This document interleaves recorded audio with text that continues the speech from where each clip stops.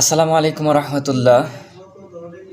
রিপন মিয়ার একটি গুরুত্বপূর্ণ তথ্য আজকে আপনারা জানতে পারবেন। রিপন আপনার বরণ পোষণ করেনি, আমি কিছু করে কম করে করে এটা করে কইলাম বাদে বাদে নিয়ে যে উল্টা ভাই মনে হচ্ছি তো তারা পয়সা বুড়ি দিব না আমার বলার উঠে চলবো আর ইতিহাসের ভাষায় আমরা বাঙালি জাতি হচ্ছে একটি সংকর জাতি। আমরা বাঙালি জাতির চিরাচরিত একটা চরিত্র হচ্ছে আমরা কারো উন্নতি দেখতে পছন্দ করি না, কাউকে উপরের দিকে উঠতে পছন্দ করি না। কারো উন্নতি দেখলে আমরা তাকে নিচের দিকে টেনে হিসড়ে নামানোর চেষ্টা করি। এর জন্য যত ধরনের তদবির করা দরকার সম্পূর্ণটাই করতে আমরা রাজি আছি, কারণ আমরা বাঙালি জাতি সংকর জাতি। তো এমন কোনো ফ্যামিলি নেই, এমন কোনো পরিবার নেই যেখানে ফ্যামিলির মধ্যে কোনো ধরনের ঝগড়া বিবাদ বা কোনো ধরনের রাগারাগি থাকে না। এটা স্বাভাবিক থাকবেই। এটা জন্মলগ্ন থেকেই আমি মনে করি পৃথিবীর জন্মলগ্নের কিছু পরে থেকেই সেটা শুরু হয়েছে, যেটা আজও পর্যন্ত অবধি রয়েছে। কোনো না কোনো বিষয়ে আসলে সুখ দুঃখ মিলিয়ে মানুষের জীবন, হাসি কান্না মিলিয়ে মানুষের জীবন, ঝগড়া বিবাদ আর আনন্দ মিলিয়ে মানুষের জীবন, সেটা প্রত্যেকটা পরিবারের মধ্যেই কম বেশি থাকতে পারে।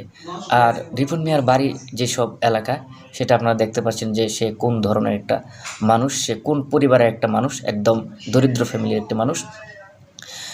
এসব ফ্যামিলির মধ্যে স্বাভাবিক সমস্যা থাকতেই পারে, আর এসব মানুষের জ্ঞানও অত্যন্ত কম।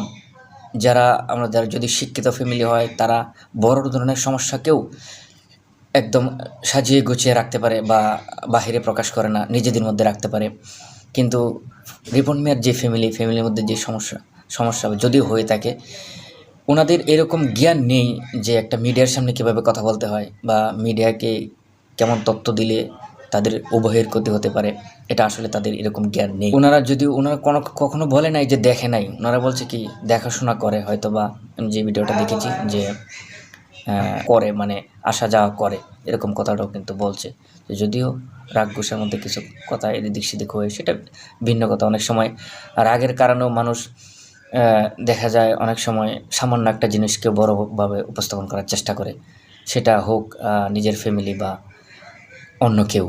যাই হোক, এটা হয়তো তাদের ফ্যামিলির একটা একান্ত, হয়তো যদিও কোনো রাগারাগির বিষয় থাকতে পারে, সেটা ভিন্ন কথা। তো একটা ভিডিওর মধ্যে দেখতে পাচ্ছি যে তার মা বলছে, আমি সেই ভিডিওটা আপনাকে দেখাবো। তার মা বলছে যে তাদেরকে এরকম ভুলভাল বোঝানো হয়েছে বা তারা বুঝতে পারে নাই। তারা ভাবছে যে তার ছেলে এরকম বললে বা তার ছেলে আরও ভাইরাল হবে বা তাদের ছেলের ইনকাম বেশি হয়ে যাবে, এরকম ভাবছে। আর আপনারা তো জানেন, দেখতে পাচ্ছেন যে ইদানিং যে রিপন মিয়ার, আমরা যতটুকু ভেবেছি যে সোশ্যাল মিডিয়া থেকে রিপন মিয়ার যে ইনকাম, আসলে কিন্তু সেই ইনকাম রিপন মিয়ার সম্পূর্ণটা পায় না। যদি সম্পূর্ণটা পেত তাহলে তার অবস্থা কিন্তু এখন এরকম থাকতো না। যে ঘরটা মানে তৈরি করতে হচ্ছে, সেটাও যে কোটি কোটি টাকা ইনভেস্ট করছে বা লক্ষ লক্ষ টাকা ইনভেস্ট করছে, সেটাও কিন্তু না একটা নর্মালি ধরতে গেলে সেই ঘরটা।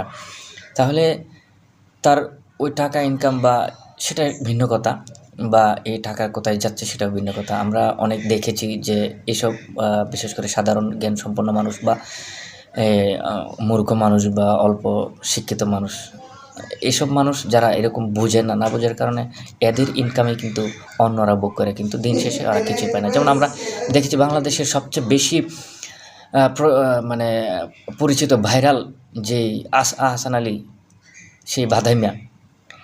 এই ভাদাই মিয়ার ভিডিও এমন কোনো মানুষ নেই যে তার ভিডিও দেখে নাই। সবাই তার ভিডিও দেখেছে। বাংলাদেশের মধ্যে যদি ভাদাই মিয়া যে কয়টা আছে, তার মধ্যে যদি টপ লেভেল ধরা হয়, সেই ভাদাই মিয়া হচ্ছে সেই আহসান আলী। কিন্তু তার বাড়িঘর এখনও কবর নিয়ে দেখেন, সেই জরাজীর্ণই বাড়িঘর। তাহলে তার এত ইনকাম কোথায় গেছে? আসলে সেটাও কি যারা তাকে পরিচালনা করেছে তাদের পকেটেই চলে গেছে। তো রিপন মিয়ার আইডি সম্পর্কে তো সবার এখন জানা হয়েছে যে আসলে সে কিন্তু এইগুলো পরিচালনা করতে পারে না, তার ওইরকম জ্ঞান নেই, সে ভালোভাবে লিখতেও জানে না। তাহলে তার ইনকাম কিন্তু অন্য একটা চক্র গ্রহণ করছে, যার ফলে সে এরকম ইনকামও পাচ্ছে না। যদিও তার মা বাবাকে যতটুকু সম্ভব সে চেষ্টা করছে বা সহযোগিতা করছে, চেষ্টা করে। আর আপনারা জানেন যে যদি ফ্যামিলির মধ্যে সদস্য সংখ্যা বেশি থাকে, যদিও টাকা পয়সা দেওয়া হয়, তারপরেও দেখা যায় অনেক সময় এসব কথা অনেক ফ্যামিলির মা বাবা বলতে পারে। হয়তো আমি জানি না আপনারা দেখছেন কি না, আমার চোখে এরকম ফ্যামিলি দেখেছি যে শত সেবা যত্ন করার পরেও শত টাকা দেওয়ার পরেও শত খাবার দাবার বা বিভিন্ন ফল ফলাদি দেওয়ার পরেও ওই সন্তান তার মা বাবার কাছে প্রিয় হতে পারে না, তার সম্পর্কে সবসময় একটা বিরূপ মন্তব্য করেই থাকে। সেটাও হতে পারে তার ফ্যামিলির ক্ষেত্রে, রিপন মিয়ার ক্ষেত্রে সেটাও হতে পারে।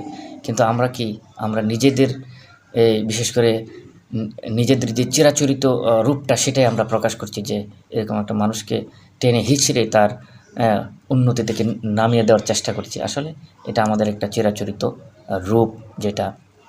আর রিপন মিয়ার যে মায়ে এখন যে ভিডিওটা দিয়েছে এটা আপনারা দেখবেন। আসলে কি জানেন, দিন শেষে পিতামাতা এবং সন্তানের যে সম্পর্ক সেটা কেউ আলাদা করতে পারবে না। যদিও কোনো ভুল বোঝাবুঝি হয় বা কোনো রাগারাগি হয়, দিন শেষে পিতামাতা কখনো সন্তানকে ফেলে দিতে পারে না, সন্তানও কখনো পিতামাতাকে ফেলে দিতে পারে না, যদিও ক্ষণিক সময়ের জন্য রাগ গোসা বা বিরোধ থাকতে পারে।